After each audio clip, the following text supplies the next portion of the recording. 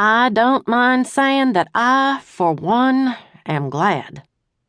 Aunt Hetty Little came to the table with a pitcher of cold lemonade and began to fill the 4 glasses on the table. "All over?" she chuckled wryly. "Why, bless your heart, child, it's just begun."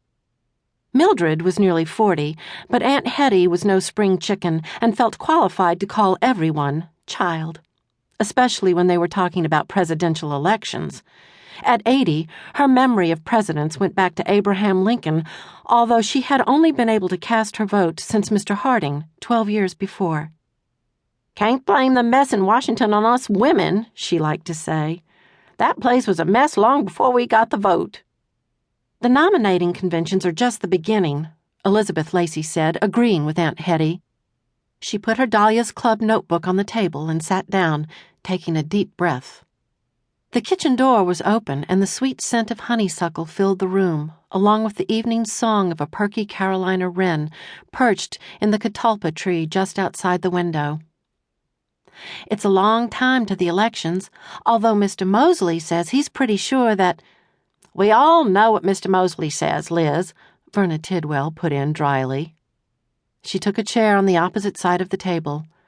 "He's been angling for months to get that fellow Roosevelt on the ticket. I sure hope he doesn't regret it. We all know Hoover. Nobody knows what FDR will do." Verna was tall and thin, with narrow lips, an olive complexion, and dark, searching eyes under unplucked and thoroughly unfashionable brows. She didn't pay much attention to fashionable dressing, either. She had come to the meeting straight from her office in the Cypress County Courthouse and was still dressed in her working clothes, a plain white cotton short-sleeved blouse and a belted navy gabardine skirt. But what Verna might lack in conventional prettiness, she more than made up for in smarts, which was why Liz Lacy liked her so much.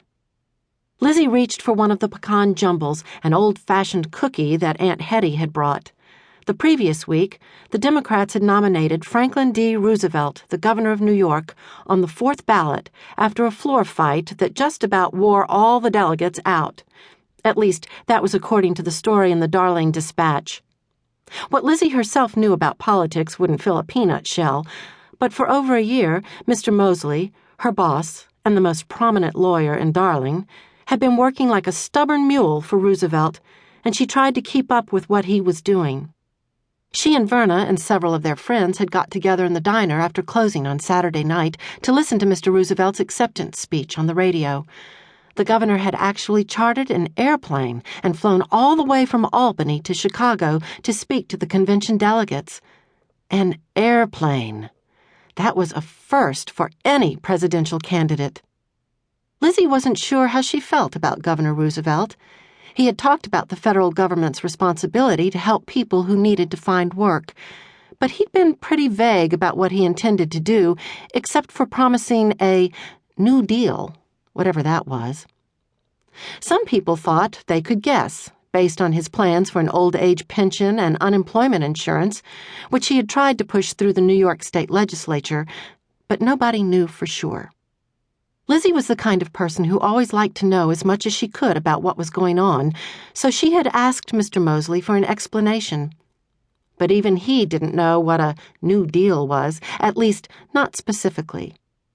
"It's something the Brain Trust cooked up," he said.